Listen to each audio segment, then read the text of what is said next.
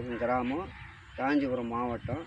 ஊர் இது வந்து ஒரு 5 ஏக்கர் வந்து விவசாயம் பண்ணுறேன்.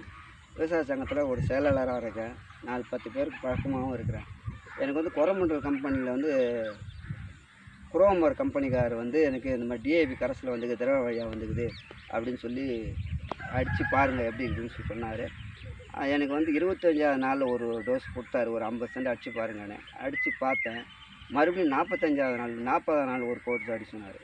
2 முறையும் அடிக்கும் போது பயிர் கொஞ்சம் நல்லாவே இருக்குது. இதை இருக்குது பாருங்கள். இந்த வயல் வந்து இதை இருக்குது பாருங்கள். இந்த வயல் வந்து டிஏபி கரைசல் அடித்த வயல். இது நல்லா வளமாக வந்து இருக்குது. 2 முறை அடிச்சிட்டேன். இது வந்து பக்கத்தில் இருக்குது பாருங்கள். இது வந்து அடிக்காது. நான் வெறும் யூரியா, காம்ப்ளெக்ஸ் இதெல்லாம் போட்டது.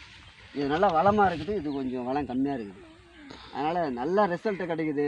ஏதோ ஒரு அளவுக்கு பரவாயில்ல. ரெண்டாவது இன்னொரு விஷயம், அதில் ஒரு நன்மை என்னான்னு கேட்டால், பூச்சி மருந்து அடிக்க சொல்லுவேன், அதில் சேர்த்து அடிக்கலான்றார். பூச்சி மருந்து 2 நன்மை அதில். பூச்சி மருந்து அடிக்க சொல்ல சேர்த்து அடித்தா கொஞ்சம் நல்லா இருக்குது, செலவும் கம்மியாகுது. அதனால் நானும் டிஏபி கரைசலை நிச்சயமாக எல்லா விவசாயம் அடிக்கணும்னு சொல்லிட்டு என்னுடைய சார்பாக, கொரமண்டல் சார்பாக கேட்டுக்கிறேன். நன்றி.